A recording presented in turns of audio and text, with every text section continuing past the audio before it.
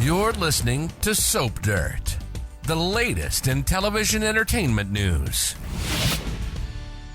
Hey there, Days of Our Lives fans. It's Belinda from Soap Dirt, and I've got your 2-week spoilers for the NBC Peacock streaming soap opera.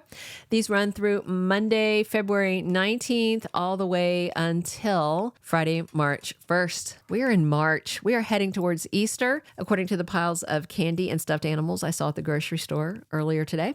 So, yeah, I don't even know how it's progressed this fast. All right, we have this full week of sweeps ahead, and then 3 days the following week, and then we're out of sweeps. And we're going to have normal soapy drama and not the over-the-top soapy drama. But I'm excited to talk about all this. If you have not, please reach down, click subscribe so you don't miss any of our updates. Jumping right in, Monday, February 19th, Kayla finds out her stepson, Tripp Johnson, did not show up for his work shift at University Hospital. Gee, wonder what happened to him. Well, that cop that I predicted was dirty, and I know a lot of you were wondering if she was.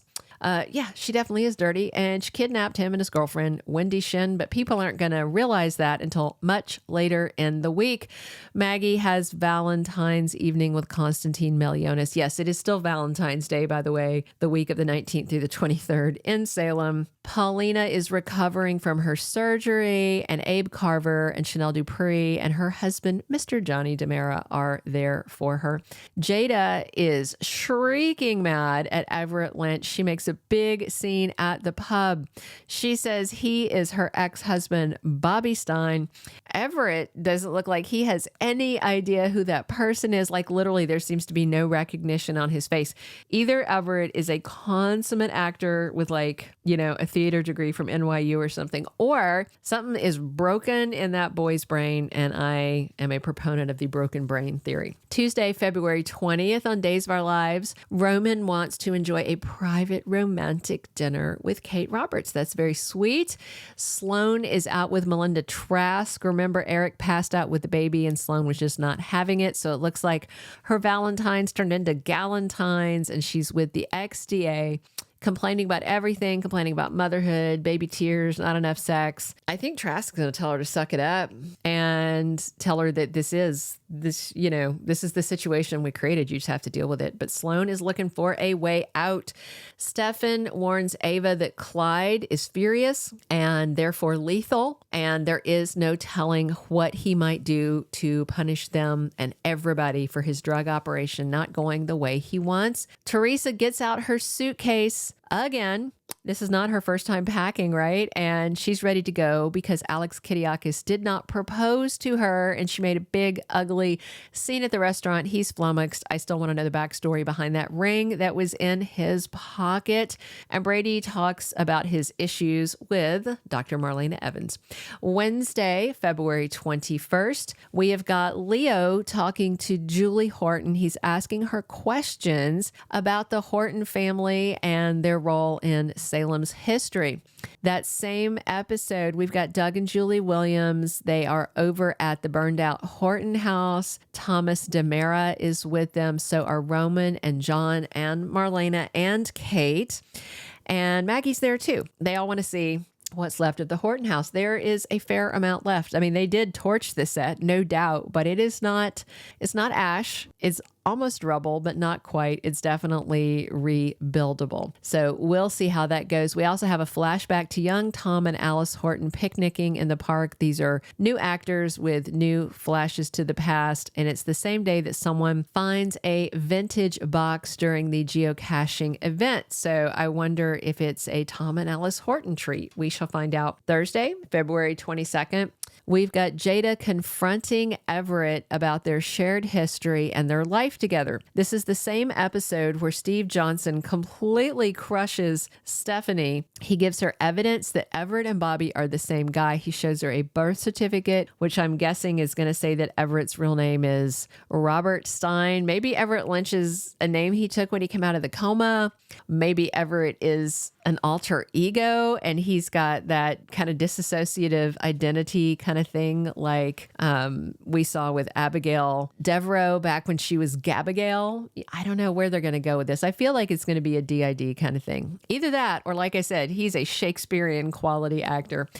Ava tells Rafe about her secret deal with Harris Michaels when she realizes that Tripp and Wendy have been kidnapped and she wants them to find her son, and she knows that Clyde is responsible, but she's going to have to come clean on everything to get the cops to help her in the way that she needs. So I think she's ready to spill. Brady and Teresa get the chance to visit Tate Black, and that is wonderful news. Of course, Holly's back in town, and hopefully she will wake up soon and exonerate him, and they can get him out of that juvie facility.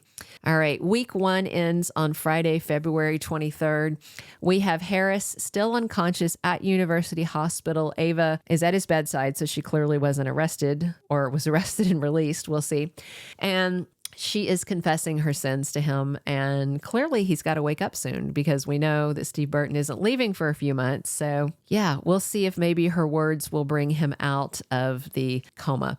Stefan has to go to Statesville to meet with Clyde. I wonder if the police are going to be keeping an eye on that. Rafe has decided Xander shot Harris, but Xander's like, no, that didn't happen. And Sarah's there supporting him. Justin Kiriakis is there. They got no evidence against him. I mean, let's be real. Other than the fact he wasn't home. Well, the gun was in his apartment, but he really didn't have time to plant it. So hopefully Sarah will be his alibi for that. It's got to be Clyde framing him, right?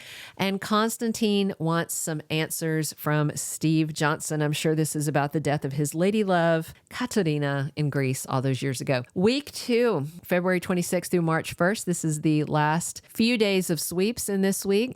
One really weird spoiler says Salemites are knotted up because some things are twisted. And we expect Harris to wake up and clear the air on exactly who shot him. So Xander will be exonerated. Speaking of exonerated, and again, I talked about Holly waking up, but I expect that she is probably going to wake up by the end of sweeps. So by Wednesday, the 28th, hopefully.